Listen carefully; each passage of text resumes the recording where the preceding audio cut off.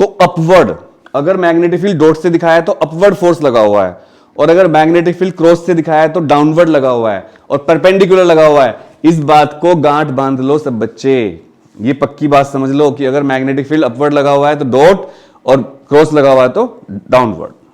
चलो एक बात ध्यान रखिएगा, when charge is at rest तो वेलोसिटी जीरो होगी, तो फोर्स जीरो होगा उसके ऊपर। मतलब जब कोई चार्ज रेस्ट पे होता है तो उसकी वेलोसिटी जीरो होती है और उस पर फोर्स कितना लगता है, जीरो। एक मिनट ये अनुराग की क्लासेस हटा देता हूं मैं यहां से, क्योंकि इससे आपको डेटा नहीं दिख रहा है। एक सेकंड रुक जाइए।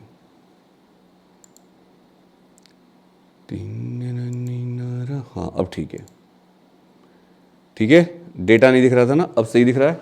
चलो, if charge particle is at rest तो फोर्स जीरो लगेगा। केस 2, चार्ज मूविंग पर पैरेलल टू द फील्ड तो थीटा जीरो हो जाएगा, तो F equal to Q V B sine theta, और साइन जीरो की वैल्यू बच्चों जीरो होती है, तो फोर्स कितना लगेगा इसके ऊपर, जीरो लगेगा।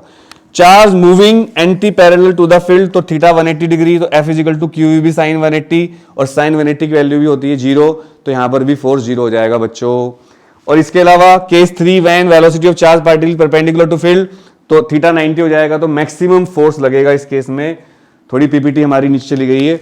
जब चार्ज पार्टिकल 90 डिग्री पे एंटर करता है तो उस टाइम मैक्सिमम फोर्स लगता है उसके ऊपर, मैक्सिमम फोर्स, याद रखिएगा इस बात को।